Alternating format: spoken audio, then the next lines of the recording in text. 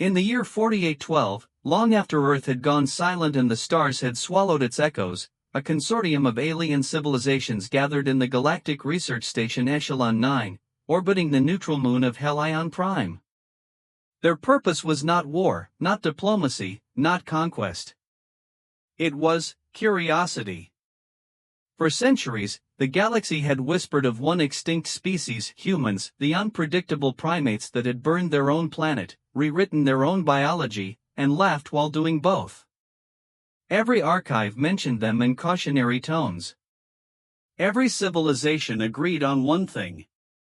Human logic made no sense. And so, the Council of Cognitive Inquiry initiated Project 47H, also known as the Human Logic Study. Their goal? To understand why humans acted against all known survival instincts, and somehow thrived. The project's lead researcher, Dr. HFY of the Zorth Collective, began the transmission logs. Observation 1: Humans appear to experience pleasure through pain. Evidence videos titled Try Not to Laugh Challenge showing individuals injuring themselves and reacting with amusement. His assistant, a translucent being named Velra, tilted her gelatinous mass. They celebrate pain? Apparently, HFY replied, adjusting his neural visor. They call it entertainment. Velra pulsed in confusion. Are they masochists? HFY sighed. No. They're human. Weeks passed. Thousands of human videos were analyzed, people diving into frozen lakes, running from imaginary ghosts, screaming at boxes that made loud noises, and then posting it all online. Velra was horrified. HFY was fascinated. And the council was concerned. Counselor Trex of the Vothian Empire interrupted their report. Doctor, your findings are inconsistent. These humans are either primitive or insane. Neither, HFY said quietly. They're curious. They explore everything, even what terrifies them. The council murmured among themselves. Curiosity was considered a dangerous evolutionary trait. It led to extinction. To chaos.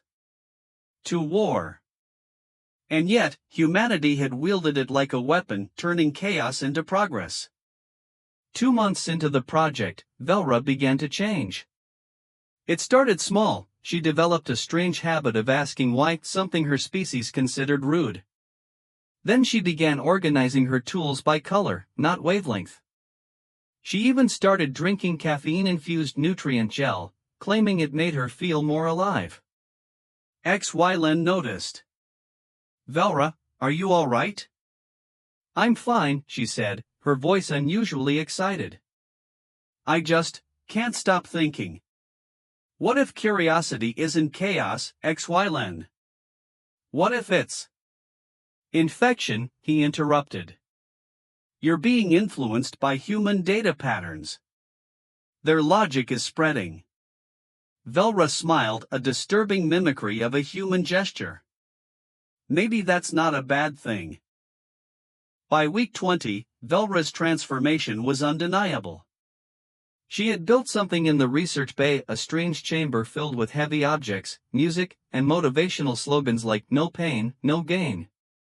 It's called a gym, she explained. Humans voluntarily suffered to grow stronger. The council demanded its destruction. But HFY hesitated.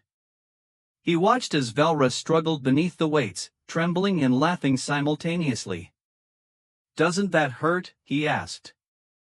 Yes, she gasped. But it feels good. That moment changed everything. HFY realized the terrible truth: humans had not been illogical. They had discovered a secret no other species dared approach. That meaning was not found in comfort, but in the struggle itself. By the time the council returned for inspection, Echelon 9 was unrecognizable. The sterile research lab had turned into a bizarre hybrid of human culture. There was a coffee corner, an irony board, and a holographic projection endlessly replaying something called The Office. Counselor Trex was furious. "What have you done to this facility?"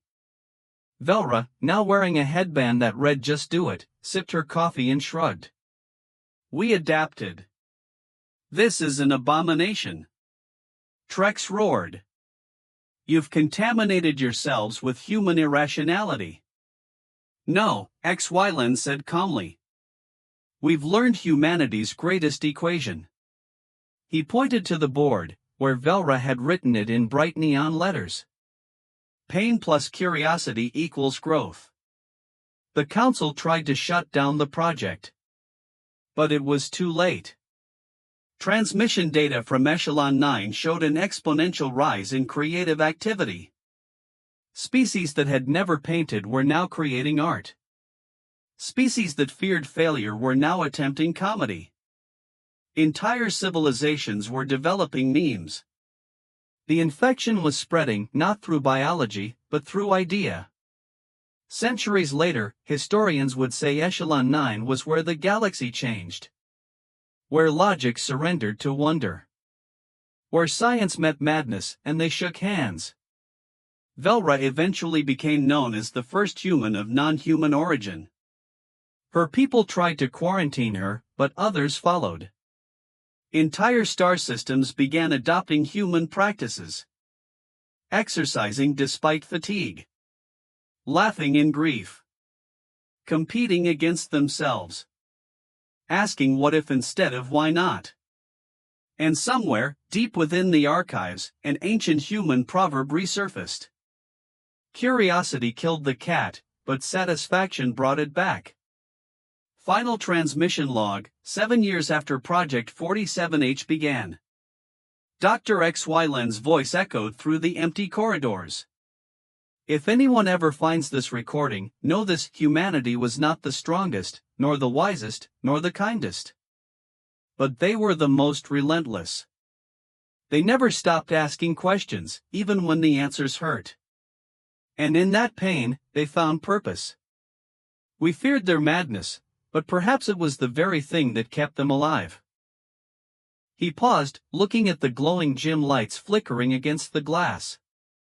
Velra's laughter filled the air, joyful, reckless, alive. "Maybe," he whispered, "that's what it means to be human." The log ended. Silence filled the void. And then, faintly, through the vastness of space, a signal emerged. A human song. Old, distorted, but unmistakable. Musical note: "Don't stop believin'."